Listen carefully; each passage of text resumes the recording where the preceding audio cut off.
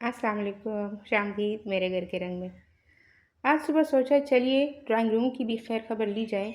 जैसे ही दरवाज़ा खोला और दूसरी तरफ दरवाज़े का हाल देखा तो काफ़ी दिल उदास हो गया, क्योंकि बारिश ने इसका काफ़ी हाल ख़राब कर दिया है। इंशाअल्लाह बहुत जल्द इसे भी ठीक करवाएंगे। दरवाज़ा खोलते हैं और देखते हैं कि उस तरफ क्या है। ये देखिए, उस तरफ की हरियाली ना हर बार दिल को सुकून दे जाती है।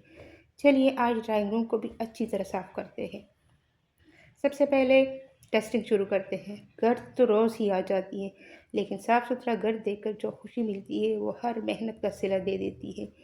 एक एक चीज़ साफ़ करते हैं ताकि पूरा कमरा फिर से ताज़ा लगे। एक आदत मैंने ये बनाई है कि ऊपर से सफाई शुरू करती हूँ और आहिस्ता आहिस्ता नीचे आती हूँ। इससे दोबारा गर्द जो है वो चीज़ों के ऊपर नहीं पड़ती। ड्राइंग रूम घर का वो हिस्सा है जहाँ मेहमान भी आते हैं, इसलिए कोशिश रहती है कि ये हिस्सा हमेशा साफ़ सुथरा रहे। अगर ड्राइंग रूम को ज़्यादा देर तक साफ रखना है तो रोज़ सिर्फ 5 मिनट लगाकर कुशन, टेबल और छोटी मोटी चीज़ें अपनी जगह पर रख दिया करें। ये 5 मिनट आपके बाद के आधे घंटे की सफाई बचा सकते हैं। डस्टिंग के लिए अगर हल्का सा नम माइक्रोफाइबर कपड़ा इस्तेमाल करें तो गर्द उड़ती भी कम है और फर्नीचर भी ज़्यादा अच्छी तरह साफ़ हो जाता है। अब बारी है झाड़ू की। हर कोने तक सफाई पहुंचनी चाहिए।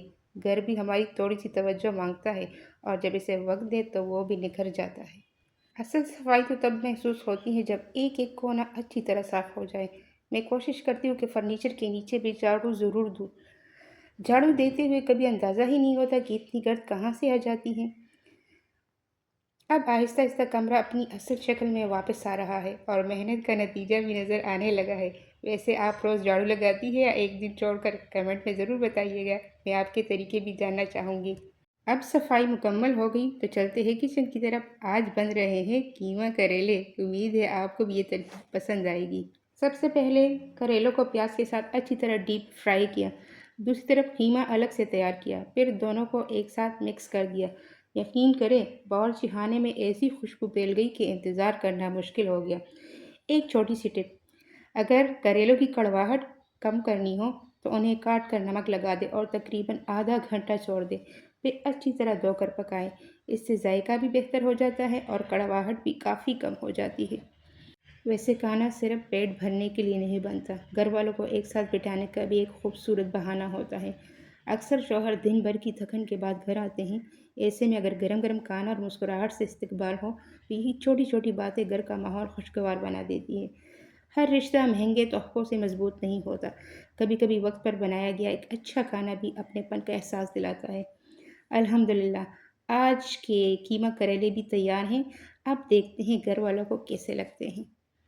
घर में हर एक की पसंद अलग होती है, इसलिए कभी कभी एक ही डिश को सबकी पसंद के मुताबिक बनाना भी एक फ़न है।